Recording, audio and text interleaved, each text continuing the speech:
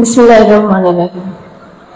হাওরে মৎস্য সম্পদ রক্ষা স্টেক হোল্ডারদের কনসালটেশন ওয়ার্কশপে সম্মানিত সভাপতি, উপস্থিত প্রধান অতিথি জনাব ফরিদা আক্তার, মাননীয় উপদেষ্টা মৎস্য ও প্রাণী সম্পদ মন্ত্রণালয়, উপস্থিত বিশেষ অতিথিবৃন্দ, উপস্থিত অতিথিবৃন্দ, আসসালামু আলাইকুম।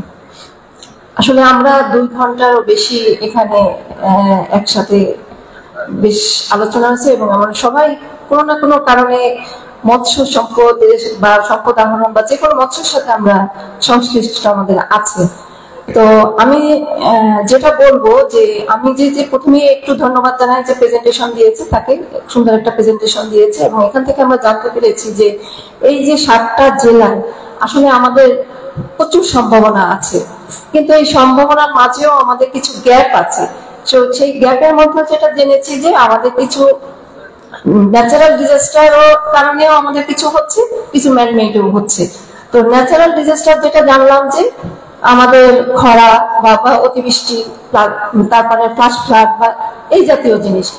আবার ম্যানমেডের মধ্যে আমরা যেটা জেনে গিয়েছি যে আমাদের বাঁধ, তারপরে আমাদের যে কীটনাশক ব্যবহার, মানে এইসব জাতীয়।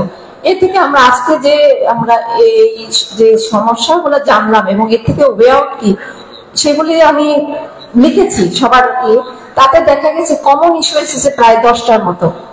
তো 10টা ইস্যুর মধ্যে দেখা গেছে যে আমি আর এখন যেহেতু সময় কম বিশ্লেষণ করবো না, তবে মোটামুটি সবার কাছ থেকে যেটা পেয়েছি একটু বলি, তাহলে হয়তো হবে যেগুলো মানে আবার রিপিট হবে। আসলে ওই যে লিজের কথা, খনন, সময়, জাল, সচেতনতা, তারপরে আর্থিক সহায়তা, মাছের খাদ্যে ভর্তুকি, তারপরে বর্জ্যর বিষয়টা আসছে, এছাড়া আসছে হলো যে কমিউনিটি পুলিশের লাস্টে একটা আসছে, তারপরে আবার আসছে যে আমাদের যে বিলে যে জলজ বন সংরক্ষণ করা প্রয়োজন, এইসব বিষয় এসেছে। কিন্তু আমরা দেখেছি যে এগুলো আমাদেরও পার্ট আছে, কিন্তু আমাদের সাথে এখানে দেখেছি যে 4-5টা মিনিস্ট্রি এটার সাথে জড়িত আছে। এই জন্য কিন্তু আমাদের সমন্বিত ভাবে কাজ করতে হবে এবং আমাদের অংশ তো আমরা করবই, আর বাকি যেগুলা আমাদের এরকম অন্যান্য মন্ত্রণালয়ের সাথে আমাদের যে একটা আছে তাদের সাথে সমন্বিত করে আশা করি কাজ করব। এবং আমরা যদি এগুলি এভাবে কাজ করতে পারি তাহলে আশা করি আমরা মৎস্য সম্পদ এটাকে আমরা রক্ষা করতে পারবো। এই বলে আমি আমার বক্তব্য শেষ করছি। আসসালামু আলাইকুম। ধন্যবাদ। সম্মানিত সুধী, এই পর্যায়ে বিশেষ অতিথির বক্তব্য প্রদান করার জন্য বিশেষভাবে অনুরোধ জানাচ্ছি জনাব আবু আহমদ সিদ্দিকী, এনডিসি, বিভাগীয় কমিশনার, সিলেট বিভাগ, সিলেট।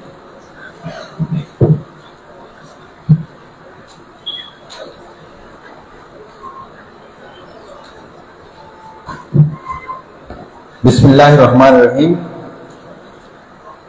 আজকের এই অনুষ্ঠানের প্রধান অতিথি ফরিদা আক্তার, মাননীয় উপদেষ্টা, সম্মানিত সভাপতি, অতিথিবৃন্দ, আমার মনে হয় যে কথা বাড়ানো টু দ্য পয়েন্ট কয়েকটা কথা বলি। প্রথমে মন্ত্রণালয়কে এবং মাননীয় উপদেষ্টার প্রতি কৃতজ্ঞতা জানাচ্ছি যে আপনি এখানে এসেছেন কষ্ট করে। এখানের আপনার তথ্যগুলো, পয়েন্টসগুলো মিনিস্ট্রিতে যাবে, অধিদপ্তরে যাবে, সেখান থেকে বাস্তব ভিত্তিক পলিসি আপনার তৈরি হবে, এটি আমার দৃঢ় বিশ্বাস। অনেকগুলো বিষয় এখানে এসছে, আমি সেগুলো রিপিট করব না। যেহেতু আপনার জেলা প্রশাসকরা এবং ফর দ্যাট ম্যাটার ইউনোরা রেসপন্সিবল এই হাওরগুলো লিজ আউট করতে এবং এগুলো রক্ষণাবেক্ষণের জন্য আপনার মৎস্য অধিদপ্তর রেসপন্সিবল, এখানে এনফোর্সমেন্টটা ইজ ভেরি এসেনশিয়াল। এনফোর্সমেন্ট যেহেতু আমাদের দায়িত্ব, এটাকে আমরা কিভাবে করছি সেটির উপর নির্ভর করবে যে হাওরের পরিবেশ কিরকম থাকবে। আমার মনে হয় যে জেলা প্রশাসকদেরকে আমরা কিন্তু এবং উপজেলা নির্বাহী অফিসাররা কয়টা অভিযান করে পরিচালনা করে এগুলো কিন্তু আমরা গণনা করে আমরা কাউন্টেবল করেছি। মৎস্য অধিদপ্তর থেকেও ডেফিনেটলি আমার মনে হয় যে অভিযানগুলো কয়টা পরিচালিত হচ্ছে না হচ্ছে এগুলো কাউন্টিং এর মধ্যে নিয়ে আসতে হবে। যে শুধু ছেড়ে দিলাম যে এই কয়টা অভিযান পরিচালনা করলো সেটা নয়, সপ্তাহে কয়টা অভিযান, মাসে কয়টা অভিযান, এগুলো আপনার নির্ধারণ করা উচিত এবং অ্যাকাউন্টেবিলিটিতে নিয়ে আসা উচিত। আমার মনে হয় যে কিছু আপনার হাওরকে বা বিলকে অবৈধ শ্রমে পরিণত করা, এটা আমরা কাজ করতে চাই যে মৎস্য অধিদপ্তর যদি আমাদেরকে বলে যে এই আপনার হাওর বা বিলগুলো স্থায়ী পার্মানেন্ট স্যাংচুয়ারি করা যায়, তাহলে কিন্তু আমরা এটা করতে পারি, এটা আমরা প্রপোজাল দিতে পারি এবং আমরা জানি এটা আমাদের লিজের তালিকা থেকেও কিন্তু আমরা বাদ দিয়ে দিতে পারি যে এই কারণে আমরা এগুলো এবার লিজ আউট করবো না। এটা যদি আমরা করতে পারি, এটা একটা আমার মনে হয় যে ভালো কাজ হবে। কারণ আমরা দেখেছি যে কিছু কিছু স্যাংচুয়ারি তৈরি করা হয়েছে, সেগুলো আরো সংখ্যায় আরো বাড়ানো দরকার। খাল বিলের পুনর্খনন এই বিষয়টা কিন্তু খুবই ইম্পর্টেন্ট। যদিও আমরা আপনার বালু খেকো, তারপরে পাথর খেকো, এই সমস্ত শব্দগুলো বলছি, এট দ্য সেম টাইম আপনার রিভার বেড উপরে উঠে যাচ্ছে, হাওরের বেড উপরে উঠে যাচ্ছে। আমাদের জেলা প্রশাসক মহোদয় বলেছেন যে 1 বিলিয়ন না মেট্রিক টন আপনার সেডিমেন্ট আমরা এখানে পাচ্ছি ফ্রম দ্য আপার রিপারিয়ান। সেই ক্ষেত্রে আমাদের excavation dredging is very essential. এই বিষয়েও আমরা কাজ করছি। আমরা সরকারকে একটি বাস্তব ভিত্তিক পরামর্শ দেওয়ার জন্য, সুপারিশ করার জন্য প্রস্তুতি নিচ্ছি।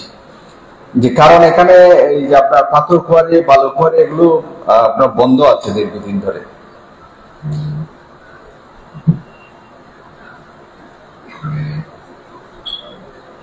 পর্যটনের বিষয়টা আসছে, আমার মনে হয় যে সেটাও আমরা নীতিমালার মধ্যে নিয়ে আসতে হবে।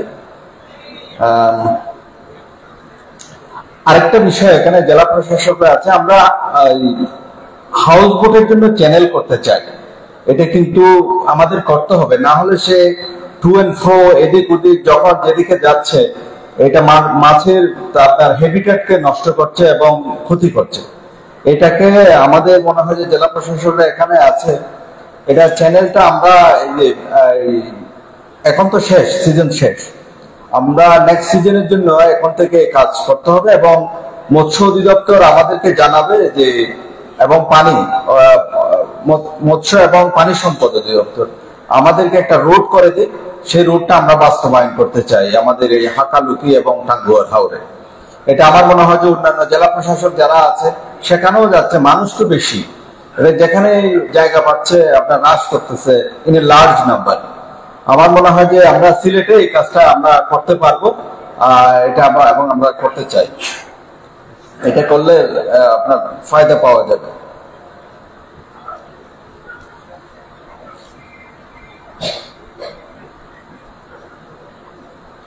অধিক বেশি করে অফিসার এখানে আপনার নিয়োগ দেওয়ার পরামর্শ আপনার জেলা প্রশাসকরা দিয়েছে। আমার মনে হয় যে সেটাই গ্রহণ করা যায়।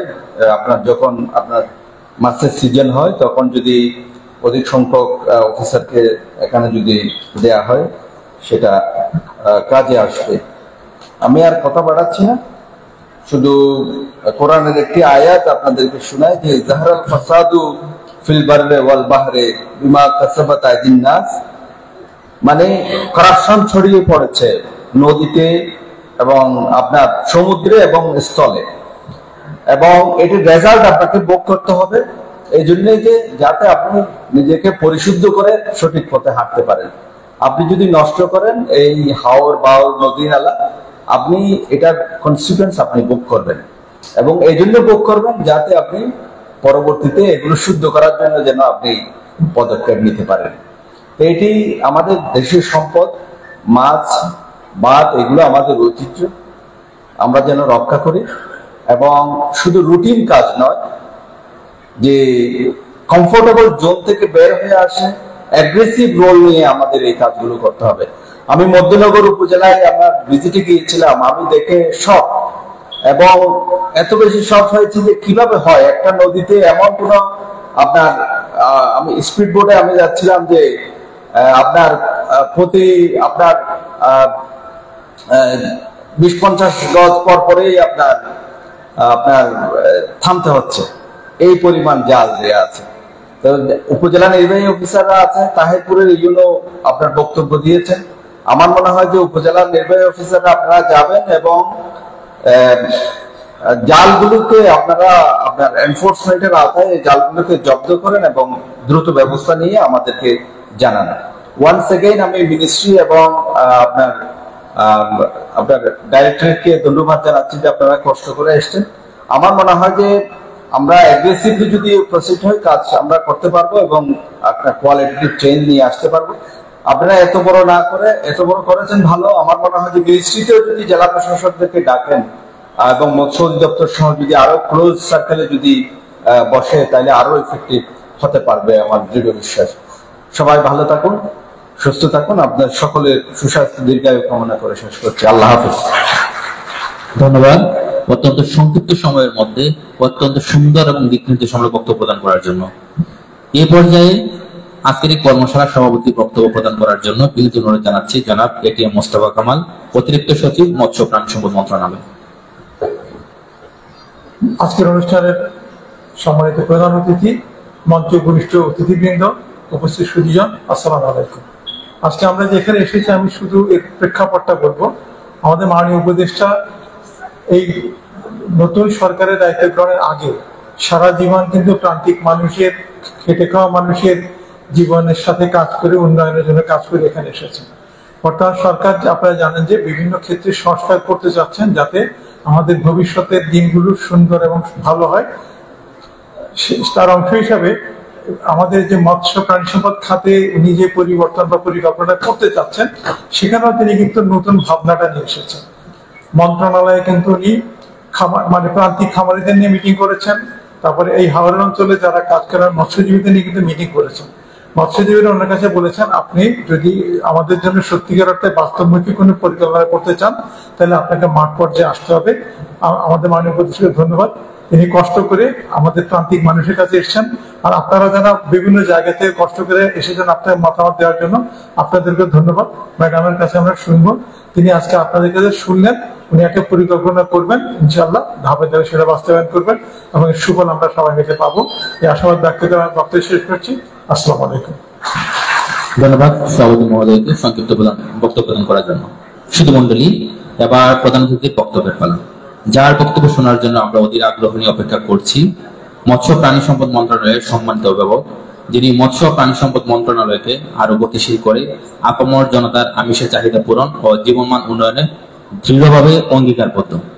সম্মানিত সুধী, এ পর্যায়ে বক্তব্য প্রদান করার জন্য গণপ্রজাতন্ত্রী বাংলাদেশ সরকারের মৎস্য প্রাণী সম্পদ মন্ত্রণালয়ের মাননীয় উপদেষ্টা ফরিদ আক্তার, সম্মানিত প্রধান অতিথি মহোদয়কে বক্তব্য প্রদান করার জন্য বিনীত অনুরোধ জানাচ্ছি।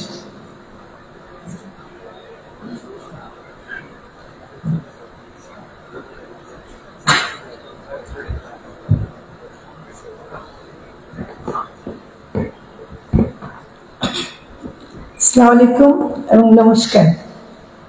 আপনারা নিশ্চয় অনেক ক্লান্ত হয়ে গেছেন নাকি? অনেকক্ষণ ধরে আমরা কথা শুনছি। আমি ঢাকায় বসেও আসলে শুনছিলাম, কিন্তু আমার এখানে আসার প্রয়োজনটা আমি খুব বোধ করছিলাম যেহেতু আপনাদের কথা শুনতে চাচ্ছিলাম। তো তবু প্রথমে বলি যে আমরা যে অন্তর্বর্তীকালীন সরকারের পক্ষ থেকে যে উপদেষ্টা পরিষদ হয়েছে তার একজন সদস্য হিসেবে আমি আসছি। আমাদেরকে প্রতি মিনিটে মনে রাখতে হয় যে এই যে পরিবর্তনটা আসছে এর পিছনে অনেক রক্ত ঝরেছে, হাজারের উপর শহীদ হয়েছে, 30,000-এর মতো আহত, এবং এখনো বিভিন্ন হাসপাতালে অনেক আহতরা মানে হাত নাই, পা কাটা, হাত কাটা, তারপর মানে পেটের মধ্যে গুলি ঢুকে গেছিল, চোখ নষ্ট হয়ে গেছে, এরকম অনেকে আছে। তো ওদের কথা স্মরণ করে আমি শুরু করতে চাই, কারণ আমাদের প্রতি মুহূর্তে মনে রাখতে হয় যে আমাদের একটা জবাবদিহিতা আছে এবং সেই জবাবদিহিতাটা যারা নাকি এই পরিবর্তন এনে দিয়েছে, তার জন্য রক্ত দিয়েছে, তাদের প্রতি আছে। আপনাদের কথা শুনে আমার খুব ভালো লাগছে এবং আমি জানি যে এগুলো মানে অনেক কঠিন ব্যাপার, কিন্তু একটা জিনিস খালি বলতে চাই যে হাওরের যে মাছ আমরা পাই, হ্যাঁ, এটা তো একটা প্রকৃতির দান, আল্লাহ দেয়া একটা মানে আমাদের সম্পদ, এটা আমরা তো সৃষ্টি করিনি। এই যে ওখানে যেগুলো মাছ পাওয়া যায় ওগুলি কি মানুষের সৃষ্টি? কিন্তু কোনোটাই মানুষের কোনো অবদান ওখানে নাই, এটা প্রকৃতি আমাদেরকে দিয়েছে। সেজন্য আমরা তো এটা বলি, যেমন অন্যান্য মাছের ক্ষেত্রে, চাষ করা মাছের ক্ষেত্রে আমরা বলি যে ফিড লাগবে, এই লাগবে, সেই লাগবে, ওগুলো আমরা বলি। কিন্তু হাওরের মাছ বা জলাশয়ের মাছগুলো, সেগুলো তো আমরা খালি আহরণ যেন করতে পারি, আমরা প্রকৃতিকে ওইটুকু কেন সময় দেব না যে প্রকৃতি মাছ আমাদেরকে দেবে, সে তার একটা প্রজননকালীন একটা সময় আছে। মানুষের যেমন আছে, সকল প্রাণীর যেমন আছে, তেমনি মাছেরও আছে। এখন মাছ কথা বলতে পারে না বলে আমরা মাছের সময়টাকে আমরা গুরুত্ব দিই না, এবং এটাকে আমরা মনে করি এটা আমার খাদ্য, এবং খাদ্য হিসেবে আমরা যখন মজা লাগে তখন খেতে চাই। এখানে আমি মনে করি মানুষ একটা অত্যন্ত দায়িত্বহীনতার পরিচয় দেয়, মানে আমরা যারা এমনকি ভোক্তাও আছে তারা কিন্তু দায়িত্বহীনতার পরিচয় দেয়, যে তারা এমন সময় মাছটা খাচ্ছে বা ধরছে যেটা নাকি তার ধরার কথা না, একটু ধৈর্য ধরে আমরা আরো ভালো করে পেতে পারি। কিন্তু এটাও মনে রাখতে হবে যে প্রকৃতিতে যে মাছটা আমাদের পাচ্ছি, সেই মাছটা কি আপনি হাওর থেকে উঠে আপনার প্লেটে চলে আসতেছেন? ওর পিছনে তো মানুষ আছে, যেই মানুষগুলো এগুলো ধরে মাছ, তাদেরকে আমরা বাংলায়, কঠিন বাংলায় বলে মৎস্যজীবী বা কিংবা জেলে। আমার কথা শোনা যাচ্ছে?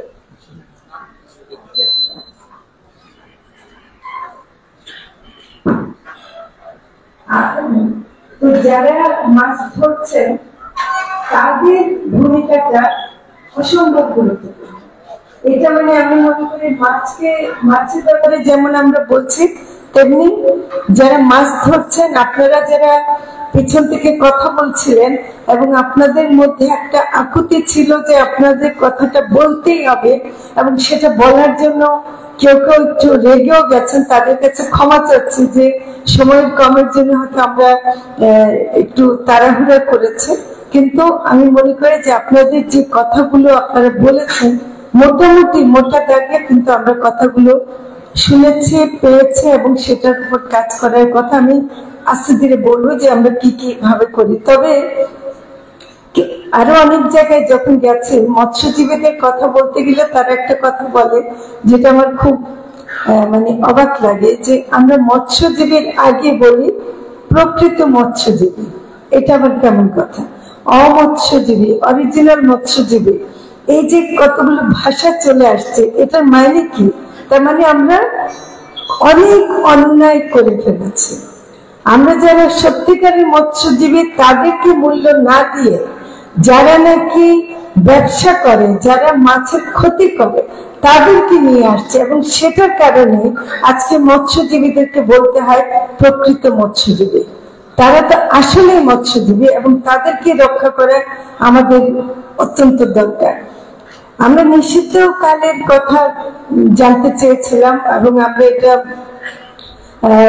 ঢাকায়ও আলোচনা করেছি, এখনো বলছি। আজকে আপনারা প্রস্তাব দিয়েছেন জ্যৈষ্ঠ থেকে আসার, এবং বৈশাখ মাসেও রক্ষা করার কথা বলছেন। এটা তো আসলে আমরা করব, কিন্তু আমার মনে হয় যে এটা আমি জেলা প্রশাসক এবং আমাদের যারা জেলা প্রশাসনের কর্মকর্তা আছেন তাদেরকে একটু অনুরোধ করবো যে এগুলো আসলে শুধুমাত্র মৎস্যজীবীরা জানবে বা যারা অভিযান চালাবে তারা জানবে, এইটুকুর মধ্যে সীমাবদ্ধ না রেখে এটাকে পাবলিক করা কথাটাকে। সেজন্য হাওর এলাকায় বিলবোর্ড দেয়া যায় কিনা, বিলবোর্ডে যদি আমরা নিষিদ্ধ কাল সম্পর্কে একটু লিখতে পারি, এবং রেডিও টেলিভিশনও যদি বিশেষ প্রোগ্রাম ওই সময় করতে পারি, তাহলে কিন্তু সাধারণ মানুষও জানবে, এবং তারা যদি জানে তাহলে কিন্তু অটোমেটিক্যালি অনেকে কিন্তু এই জিনিসটা করবে না। এবং এটা যে অপরাধ, এই সময় মাছ ধরা, সেই অপরাধটাকে প্রতিষ্ঠিত করতে হবে এবং সে কারণে সেটা যেন যেগুলো ব্যবস্থা নেওয়া সেটা করতে হবে। তো সেদিক থেকে আমাদের জেলা প্রশাসনের পক্ষ থেকে,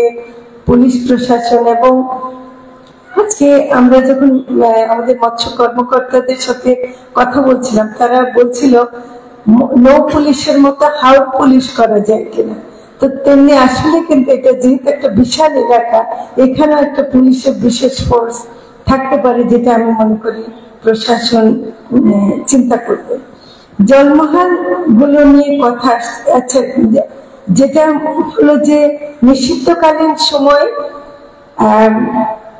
মৎস্যজীবীরা কি করবে, তারা তো মাছ ধরতে না পারলে তাদের তো খেয়ে পরে বাঁচতে হবে। তো তাদের তো এমন না যে দিনে 2 বেলা 3 বেলা না খেলে চলবে, তা তো হবে না। তো এই সময় একটা যে সহায়তা দেওয়ার বিষয়, সেটা আমরা সারা বাংলাদেশে ইলিশের সময় যেটা আমরা আগে 25 কেজি দেয়া হতো, সেটা এখন 50 কেজি করার জন্য প্রস্তাব দিয়েছে। এটা সব ক্ষেত্রে, সব মাছের ক্ষেত্রে এটা আমরা প্রস্তাব করছি। আশা করি এটা সরকার আমাদেরকে যদি মেনে নেয়, এটা আমরা করতে পারবো। এই সময় প্রস্তাব এসছে যে এই সময় কিছু প্রশিক্ষণ দেয়, এটা খুব ভালো একটা প্রস্তাব। আমি মনে করি যে এমনকি জাল বোনার কাজ হতে পারে, যেগুলো নিষিদ্ধ জাল ফ্যাক্টরিতে হয় সেগুলো তো আমরা বন্ধ করব। নিষিদ্ধ জাল শুধু নদীতে গিয়ে বা হাওড়ে গিয়ে বন্ধ করলে হবে না, ওগুলো ফ্যাক্টরি বন্ধ করতে হবে। ওগুলো ফ্যাক্টরি বন্ধ না করে এবং ফ্যাক্টরি গুলোকে নির্মূল করে দিতে হবে। তা না হলে আপনি ওদিকে জাল ধরতে থাকবেন আর ওদিকে ফ্যাক্টরিতে উৎপাদন হতে থাকবে, এতে কোনো লাভ হবে না। তো আমরা সেটা মনে করি যে আমাদের জেলা প্রশাসনের এটা একটা অন্যতম গুরুত্বপূর্ণ কাজ হবে, যে ফ্যাক্টরি বন্ধ করা। আজকের উপস্থাপনে একটা কথার সাথে আমি একটু দ্বিমত পোষণ করবো। আপনারা বলছেন যে মৎস্যজীবীর সন্তানেরা মৎস্যজীবী হবে না, আপনারা কমাতে চান, এটা ভুল চিন্তা। আমরা মৎস্য ধরাটাকে আধুনিক করব, আর নতুন প্রজন্ম যেন এতে আগ্রহী হতে পারে, এটা একটা এন্টারপ্রেনিয়রশিপ হিসেবে ডেভেলপ করবে। তারা মৎস্যজীবী হওয়া কি খারাপ কিছু? মৎস্যজীবী হওয়া তো ভালো। আজকে মৎস্যজীবী না থাকলে আপনি যদি কমায় দেন, তাহলে আগামীতে মাছ ধরবেন কি করে? মেশিন দিয়ে ধরবেন? তা তো হবে না। আমরা মৎস্যজীবী সন্তানরা যেন সম্মানের সাথে সমাজে তারা যেন সম্মান পেতে পারে, সেরকম ভাবে মৎস্যজীবী হয় সেই চেষ্টা করব। সেরকম প্রশিক্ষণ দেব, সেরকম সহায়তা দেব এবং সেরকম করে তাদেরকে সাহায্য করব। সেটা আমি মনে করি যে একটু খেয়াল রাখতে হবে। জলমহল বলে যেগুলো যেভাবে হচ্ছে, আগে জাল যার জলাতার হতো, এখন হয়ে গেছে টাকা যার জলাতার, তাই না? ক্ষমতা যার, প্রভাব যার, তার এটা যারা, এগুলো বন্ধ করতে হবে। নতুন বাংলাদেশে এগুলো চলবে না। আমরা এগুলো কিন্তু ভূমি মন্ত্রণালয়ের সাথে কথা বলবো। আমরা যেখানে এগুলো লিজ দেওয়ার যে সিস্টেমটা, সেটা পরিবর্তন করার জন্য কাজ করব। যতটুকুই করতে পারি, এই অন্যায় ব্যবস্থা টিকতে পারি না, এটা কোনো মতে টিকতে দেওয়া যায় না।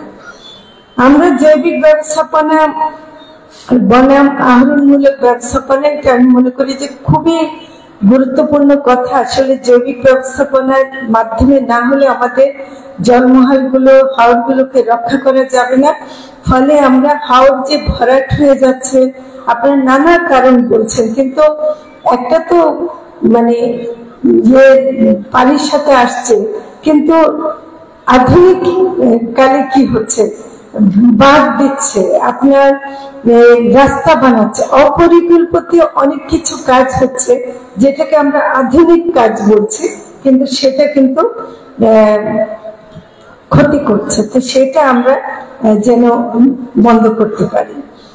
খুবই গুরুত্বপূর্ণ প্রসঙ্গ যেটা আসছে, সেটা হলো যে হাওড়ে যে ট্যুরিজমের নামে, আসলে ট্যুরিজমের মাধ্যমে আমাদের কিছু আয় হয় বটে, কিন্তু ট্যুরিজমের মাধ্যমে যারা আসে তারা কিন্তু ট্যুরিজমকে, যে প্রকৃতিতে তারা আসে, সেটাকে একটা পণ্য হিসেবে ভোগ করতে চায়।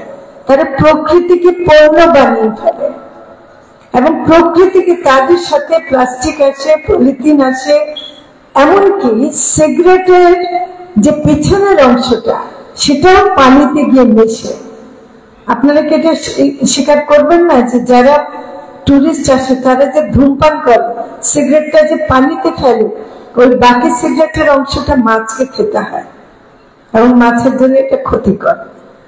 তো এগুলো আমি মনে করি যে আমাদের যেমন মাছ ধরার ব্যান পিরিয়ড আছে, ট্যুরিজমের একটা ব্যান পিরিয়ড ঘোষণা করা উচিত, যে এই সময় তারা যেন এই হাওরগুলোতে না যায় এবং এই সময় কিছু বোট সেখানে যেন না চলে, সেটা আমরা চেষ্টা করব যে সেরকম করব। আমরা ট্যুরিজম মন্ত্রণালয়ের সাথে কথা বলবো এবং তারা যেন একটা নীতিমালার মধ্যে আনতে পারে। প্লাস্টিক গিয়ার, ফিশিং গিয়ার, প্লাস্টিকের আসলে অনেক কিছু এখন মাছ ধরার ক্ষেত্রে ব্যবহার হয়। আসলে প্লাস্টিকের ব্যাপারে বিশাল একটা আন্দোলন করতে হবে, সেটা করতে গিয়ে মানে ঝামেলাও হবে, কিন্তু তার সত্ত্বেও আমাদেরকে করতে হবে। একটা যেটা হাওরের সবচেয়ে আকর্ষণীয় জিনিস ছিল দেশীয় মাছের নানা রকম জাত, এবং দেশীয় মাছ যে কত সুস্বাদু এবং কত ভালো, এবং আমাদের দেশের এটা যে একটা বিশাল সম্পদ। যেমন ইলিশকে আমরা বলি যে এত বড় মানে একটা মাছ যেটা নাকি আমরা বিশ্বে গর্ব করতে পারি, তেমনি কিন্তু আমাদের দেশীয় মাছের যে বৈচিত্র্য বাংলাদেশে আছে এবং হাওরে পাওয়া যায়, এটাও কিন্তু গর্ব করার মতো বিষয়। এটাও রক্ষা করা আমাদের দরকার। আমাদের হাওর ম্যানেজমেন্ট অ্যাকশন প্ল্যানটা আমাদের করতে হবে এবং হাওরের যে অধিদপ্তরটা ঢাকায় বসে, যেখানে হাওরের নামের ধারে কাছে নাই, সেখানে ঢাকায় হাওরের অধিদপ্তর থাকার আসলে কোনো অর্থ নেই। এটা কেন হয়েছে আমি জানি না, কিন্তু এটা এখানেই আসতে হবে। এটা সিলেটে যেখানে আসলে ভালো হয় সেখানে আসার জন্য আপনারা জোর দাবি তোলে আমরা বলবো, কিন্তু আপনাদের দিক থেকে একটু জোর দাবি করতে হবে। কৃষির সাথে একটা আমাদের একটা বড় মানে সম্পর্ক আছে, আবার একটু সংঘাত আছে। এখন দেখেন হাওরে কিন্তু বোরো ধানের যে চাষ হয়, সে ধানটা প্রধান ধানের সরবরাহকারী হয়ে গেছে। যেমন প্রায় 54% যে মোট ধানের সরবরাহ, সেটা কিন্তু এই হাওরের বোরো ধান থেকে আসে। তাই যদি হয় তাহলে এই বোরো ধানের এই সময়টা যে তারা আবার হাইব্রিড ধান ব্যবহার করছে, তারা হাওরের তো এখানে অনেক রকম জাত ছিল, সেগুলি না করে হাইব্রিড করছে। হাইব্রিড করতে গিয়ে তারা আবার কীটনাশক ব্যবহার করছে, সার ব্যবহার করছে, এমনকি মানে ধান কাটার জন্য আপনারা অনেক সময় মেকানাইজড ওই যে ইয়ে আনে, ওগুলো মেশিন আনে, হারভেস্টার আনে, সেটার কারণেও এটা হাওরের বিশাল ক্ষতি হচ্ছে। আমরা কৃষি মন্ত্রণালয়ের সাথে এর মধ্যে আমি একটু কথা বলেছি যে আপনারা অন্তত নিয়ন্ত্রণ মানে করে কীটনাশক ব্যবহার করেন, কারণ যথেচ্ছ কীটনাশক ব্যবহার করার, নির্বিচার কীটনাশক ব্যবহার করার কারণে ধানের পরে কিন্তু আমার মাছ মরে যাচ্ছে। আমরা তো শুধু ভাত খাই না, ভাতের সাথে তো মাছ খেতে হবে। তাহলে ধান যদি আমাকে ভাত দেয় তারপর আমার মাছ মরে যায়, তাহলে কি লাভ হলো? খাদ্য মানে কি শুধু ভাত? খাদ্য মানে আমার ভাত, মাছ, শাক সবকিছু। তো কাজে আমার মনে হয় যে কৃষি বিভাগের সাথে এটা আপনারা জেলা পর্যায়েও করতে পারেন।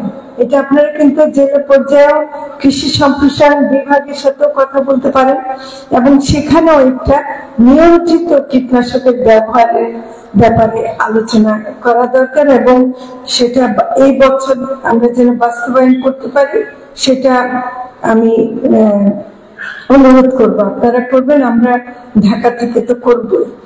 আর যেটা হলো যে জেলা প্রশাসনের, আপনারা যেহেতু অনেকগুলো জেলা প্রশাসনের পক্ষ থেকে আসছেন এবং নেত্রকোনার দাওয়াত গ্রহণ করলাম, আমি যাবো, মাছ খেতে যাবো। আপনারা যেটা হলো যে আপনাদের সবচেয়ে সুবিধা হলো আপনার আন্তঃমন্ত্রণালয় কাজ করার সুযোগ আপনাদের হাতে। আমরা যতই বলি আমাদের কর্মকর্তাদের, মৎস্য কর্মকর্তাদের বললে ওরা মৎস্য মন্ত্রণালয়ের বাইরে কাজ করতে পারবে না, কিন্তু আপনারা কিন্তু অনেক মন্ত্রণালয়ে কাজ করতে পারেন, পরিবেশ মন্ত্রণালয়কে বলতে পারেন, কৃষি মন্ত্রণালয়কে বলতে পারেন। ফলে আমি আপনাদের কাছে অনেক আশা করছি যে মনে রাখবেন আপনারা হাওড়ের জেলা প্রশাসক, কাজে হাওড় রক্ষার দায়িত্ব আপনাদের, এখানে কিন্তু আপনাদেরকে কোনো ছাড় দেওয়া হবে না। তো সেটা করব। শেষে আসবো একটা কথা বলতে, সেটা হলো যে জলবায়ু পরিবর্তনের কথা কেউ বলেনি। আমরা ধরে নিচ্ছি কেন যে বৈশাখ মাসে একটু বৃষ্টি হবে বা জ্যৈষ্ঠ আষাঢ় মাসে বৃষ্টি হবে, নাও তো হতে পারে। হয় কি আজকাল সবসময় হয় না, তো অন্য সময় হয়। তাহলে এই আমি বিএফআরআই কেও এটা অনুরোধ করবো, এবং আমরা যারা গবেষণা করি, যে সময় মতো যদি বৃষ্টিটা না হয় তাহলে মাছের কি হবে, বা তার প্রজনন কালের মধ্যে কোনো সমস্যা হয় কিনা, যদি হয় তাহলে আমরা তাৎক্ষণিক কোনো সিদ্ধান্ত পরিবর্তন করবো কিনা, এবং সেটার জন্য আমরা কি করতে পারি সেটা আমার মনে হয় একটু আলোচনা করা দরকার। আপনারা যারা মৎস্যজীবী ভাই বোনেরা আসছেন, আমি বোনদের কেন যে দেখতে পেলাম না মৎস্যজীবীদের মধ্যে, এটা আমার একটু দুঃখ থাকলো। কারণ মৎস্যজীবীদের মধ্যে অনেক নারী আছেন, তাই না, নাকি? আজকে তাদের দেখতে পেলে আমি আর একটু খুশি হতাম, কিন্তু আমার মনে হয় যে যারা একজন দুজন আছে তো ঠিক আছে, কিন্তু আমার মনে হয় যে আমরা যদি এটা একটু গবেষণা করি, আমরা নিজেরা একটু নজর রাখি যে বৃষ্টির সময় যদি বৃষ্টি না হয় কিংবা অধিক বৃষ্টি হয়, খরা বেশি হয়ে যায়, তাহলে আমাদের মাছ, সেটা আমার মনে হয় যে ভবিষ্যতে এই পরিকল্পনাগুলো আমাদেরকে করতে হবে। তো আমি আপনাদেরকে আর বেশি সময় নিতে চাই না। আমি এরপরে বদ্ধ ঘরে কথা বলতে চাই না, সরাসরি হাওড়ে গিয়ে, হাওড়ে গিয়ে সেখানে হাওড়ে দাঁড়িয়ে কথা বলতে চাই, সেরকম একটা সুযোগ নিশ্চয় আমি পাবো। সবাইকে ধন্যবাদ জানাচ্ছি, এখানে শেষ করছি। ধন্যবাদ মাননীয় উপদেষ্টাকে গঠনমূলক ও দিক নির্দেশনামূলক বক্তব্য প্রদান করার জন্য। আজকের এই কর্মশালায় সঞ্চালনায় ছিলাম আমি মোহাম্মদ মনিরুজ্জামান।